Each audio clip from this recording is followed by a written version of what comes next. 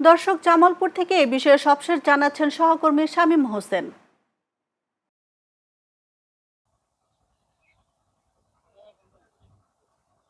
মালা, কয়েকদিনের টানা ভারী বৃষ্টি এবং উজান থেকে নেমে আসা পাহাড়ি ঢলে কিন্তু জামালপুরের নদ নদী পানি কিছুটা বৃদ্ধি পেয়েছে।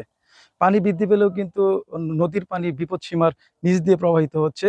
জামালপুরে যমুনা নদীর পানি বাহাদুরাবাদ ঘাট পয়েন্টে বিপদসীমার 18 সেন্টিমিটার নিচ দিয়ে প্রবাহিত হচ্ছে এবং ব্রহ্মপুত্র নদীর পানি জামালপুর স্টেশনে 296 সেন্টিমিটার নিচ দিয়ে প্রবাহিত হচ্ছে।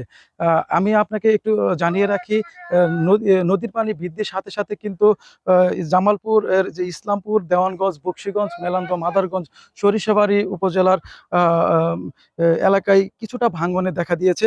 যদি পানি বৃদ্ধি অব্যাহত থাকে তাহলে কিন্তু নদী তীরবর্তী এলাকায় ভাঙনের ঝুঁকি আরো বাড়তে পারে।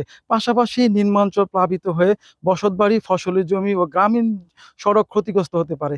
এতে নদীপাড়ের মানুষের দুর্ভোগ অনেকটাই বেড়ে যেতে পারে। আমি জামালপুরের পানি উন্নয়ন বোর্ডের প্রকৌশলীর সাথে কথা বলেছি।